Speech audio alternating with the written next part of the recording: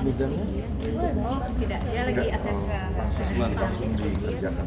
Oke. Ya. Oke. Selamat siang teman-teman media. Hari ini LPSK menerima pengajuan permohonan perlindungan dari Ibu Lisna selaku orang tua korban bersama dengan kuasa hukum dan Ibu Rike serta KPAI. Hari ini mereka mengajukan permohonan perlindungan mengingat kondisi Ibu Lisa yang saat ini dalam situasi secara psikis dan fisik dan psikis yang memang sedikit mengalami gangguan ya. Karena tadi kami sudah melakukan wawancara sedikit dan kami sudah mengajukan asesmen berkaitan dengan fisik dan psikis. Saat ini Ibu Lisna sedang dilakukan asesmen secara medis oleh dokter LPSK dan juga akan dilanjutkan dengan asesmen psikologis serta asesmen berkaitan dengan tingkat ancaman karena Ibu Lisna menyampaikan bahwa pasca setelah adanya pelaporan tersebut ternyata Ibu Lisna mengalami banyak ancaman-ancaman baik secara WA ya, telepon dan juga beberapa orang yang selalu menghubungi Ibu Lisna dan itu mengganggu situasi psikologisnya Ibu Lisna. Ke depan permohonan perlindungan yang memang bisa diajukan oleh Ibu Lisna terkait dengan medis, psikologis ya, serta juga restitusi. Selain itu juga kami masih melihat ya tingkat ancamannya serta kemudian juga kaitannya dengan psikososial besar kemungkinan bisa juga diajukan oleh Ibu Lisna.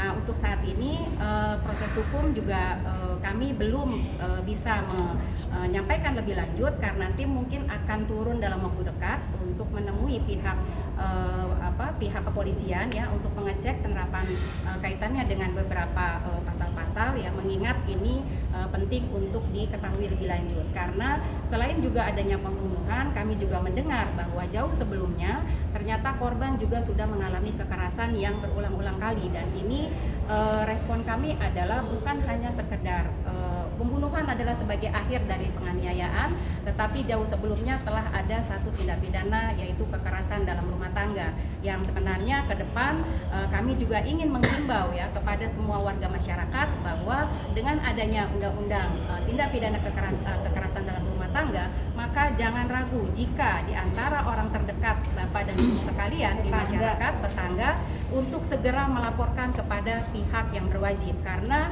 bagaimanapun kekerasan dalam rumah tangga itu menjadi penting dan memang harus menjadi atensi dari semua warga masyarakat apalagi baik mereka-mereka yang ada di lingkaran RT, RW, lurah, kecamatan gitu ya. Jadi semua harus punya kontribusi secara bersama-sama.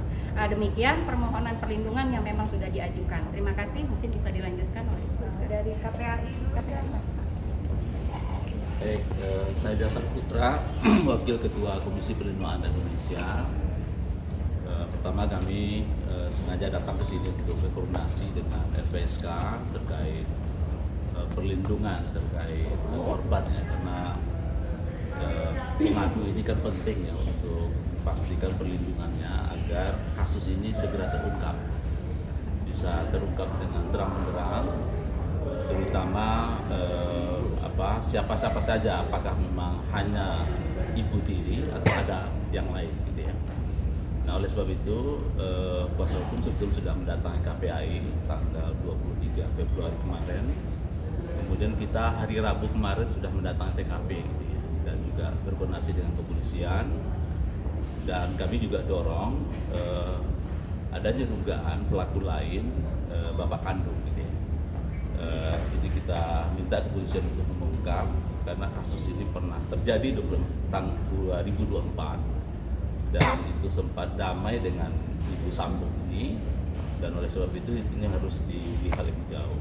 Nah kemudian kedua, kasus filisida atau ibu atau keluarga membunuh anak ini sepanjang catatan KPAI di 2025 itu ada sekitar 25 kasus gitu.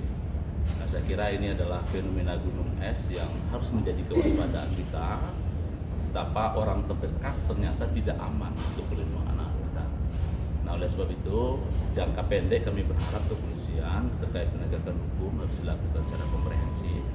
Jika orang terdekat ini menjadi pelaku, maka bisa diterapkan pasal berlapis terutama pemberatan sepertiga daripada ancaman hukuman dasar ya, atau karena apakah nanti bapak kandung jadi pelaku ya, tapi yang jelas tersangka adalah ibu sambung gitu ya. Oleh sebab itu kami dengan DPR, dengan LPSK dan lembaga-lembaga lain itu akan memperkuat ya agar kasus ini bisa terungkap secara cepat, terang-benderang, dan tentu kita dengan kasus ini banyak belajar ya, terutama ini mohon maaf Bu Rike ya, di kesempatan kali ini kami terus mengingatkan agar segera rancangan undang-undang pengasuhan segera dibahas oleh DPR agar kita tidak terlambat ya, karena ini kan sudah di ujung ya, sudah terjadi baru kita bergerak. Mungkin itu. Dari lawyer